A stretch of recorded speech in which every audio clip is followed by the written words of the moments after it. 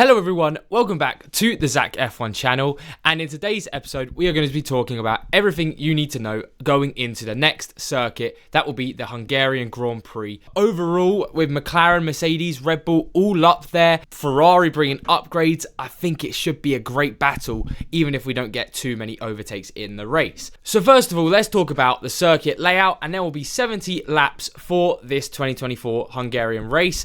For this track, there are actually two DRS zones, one at the long straight between turn 14 and turn 1, and one at turn 1 at turn 2. However, there's only one DRS detection zone. So if you play your cards right, you could be overtaking into turn 1 and still have DRS to defend backwards, or you get another chance going into that straight as well. Last year, there were 16 overtakes that were made after lap 1, so not too many. That's why I've been stressing in my F1 Fantasy stuff about how much overtaking isn't the best option around here, and qualifying is pretty useful. However, that was a race where nothing crazy happened, and we see quite a bit in Hungary where there's a lot of rain, where potentially we could have another race similar to Silverstone with lots of rain, then no rain, with 2022 having 61 overtakes because of how chaotic it was, and in 2020 there was 44 overtakes, both races where there was just chaos all over the grid. So we could get interesting racing going into Hungary, but we really have to hope it's about the weather, and at the minute I don't believe it's going to rain.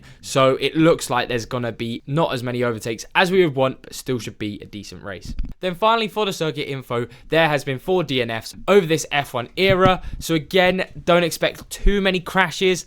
I mean, I could say that there was 6 DNFs in the 2021 race, however, again, no, that was just chaotic, and half of those crashes were made on lap 1. So overall, not too many DNFs from technical issues and crashes, so I expect it to be a pretty tame race with a maximum 1 safety car throughout it. So let's talk about some key topics going into this race, and the first one I have to talk about is if Mercedes can keep up their pace going into this Grand Prix. They've won the last 2 Grand Prix. Austria was a stroke of luck, however sometimes in F1 this is all you need to win a race, and George Russell took advantage of it, and then his teammate did the same in Silverstone, winning the Grand Prix. However, this was on pure pace, as the Mercedes did look very rapid. They had quite a lot of fight from the Red Bull of Verstappen and the McLarens of both Lando Norris and Piastri, but Mercedes played their cards right and overall had the better Grand Prix. So I expect them to still be putting on a good show in Hungary, but I don't think this track is the best suited to them. So I expect them to be back fighting for 3rd, 4th and 5th. But I really hope they surprise me, as I'd love another great battle between Mercedes, McLaren and Verstappen.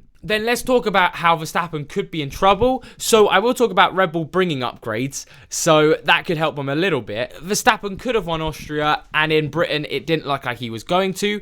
However, it is clear that Red Bull are no longer the fastest car on the grid. McLaren definitely are. Mercedes varies from track to track. So it is safe to say that Red Bull are falling away a little bit, and with Perez not helping his teammate in any shape or form, it will be hard for Verstappen to pull off a great race at Hungary. However, I still have him predicted as my first place winner because Red Bull are bringing upgrades. I really think he's going to have to fight for it, and I think it could be very similar to Austria and Silverstone, where McLaren and Mercedes are right behind him, and if he's going to win this, it has to be a masterclass of a strategy from Verstappen. He has to just be on his best form. But I am so adamant that Red Bull overall as a constructor will not get anywhere close to the best constructor at Hungary, even if Verstappen does win it, that if Red Bull get the most points as a constructor, be it McLaren, Mercedes, Ferrari, Aston Martin, I mean, that won't happen, but any other constructor, then I will, when I get back from my holiday, pour myself a glass of just everything I can find in the house. So we're talking pickled onion juice, ketchup, mayonnaise, soy sauce, Worcester sauce, anything I can find, I'll put in it and I'll drink on camera, because I'm so adamant that Red Bull will not score the most points as a constructor this weekend. And then finally, let's talk about the Haas pace. So Haas aren't really bringing any upgrades, so they could be a little bit stalemated, but I don't think many of the other midfield teams are bringing upgrades either. So with Hulkenberg's massive form at the minute, getting 2 top 6 results, getting 6th place in Austria and Hungary, I really do believe this is another chance for Haas to score big points, and it really does put, especially on VCARB, the pressure on them. Aston Martin got quite a big gap, so Haas would have to do something incredible to catch them, but VCARB, they've got to be very careful. Then let's talk about the upgrades coming into this race as a whole. So let's talk about Ferrari first, as this team probably has the most hope going into this weekend, because they need to have the most hope. Ferrari are basically bringing a new floor, as their whole upgrade floor didn't really work. They reverted back to their old plan in Silverstone, and they believe they've sort of figured out their upgrades, and they're going to put it on their car in Hungary. I'm excited to see how it works, as if they do get that car right, Hungary's not the same as Monaco, but it's a lot of windy corners, not that high speed. So if they were good at Monaco, they should be decent at Hungary. However, this is Ferrari, so I wouldn't be surprised if they bottled it. And I think at the minute, if they can just fight for podiums, they would be happy. I think they'd just be happy getting a double points finish, as they haven't had one of these for quite a while. Then we move on to Red Bull. And again, Red Bull are always quite secretive with their upgrades. We've had confirmation from Helmut Marko and Max Verstappen himself that these upgrades will be coming, and they should be a big, crucial package, Red Bull has said.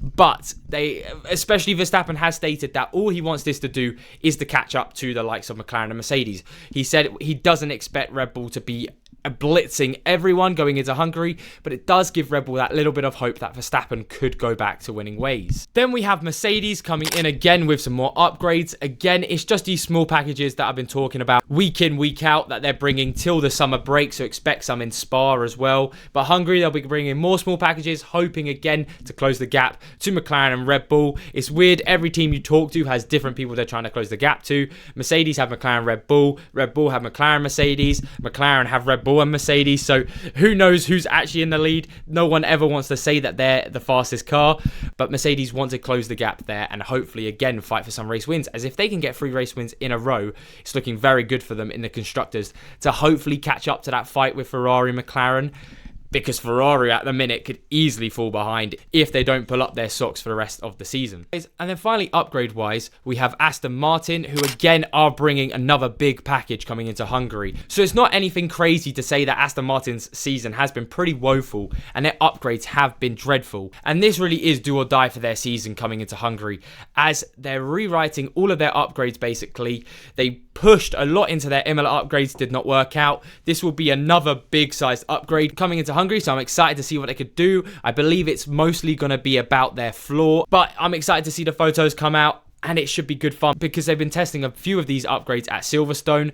So who knows what's going to happen, but I'm really hoping that this could turn around their performances in 2024, as it'd be so great to see Ferrari and Aston putting the pressure on Red Bull, McLaren and Mercedes, because having a top 5 constructor battle for the front, now that would be orgasmic. But anyway, thank you all so much for watching this video. I hope you all enjoyed, and I hope you are excited for the Hungarian Grand Prix, as it's been 2 weeks. After that triple header, I'm just expecting F1 every week. It was so good, that triple header, and I'm really hoping that we do get something crazy happening in Hungary, as if it's a straightforward race, I do believe it could be a bit dry, but overall with strategies, different cars being fast, it will still be a good race to watch. But anyway, thank you all so much for watching. I hope you have a good rest of your week and have a good day. Bye bye.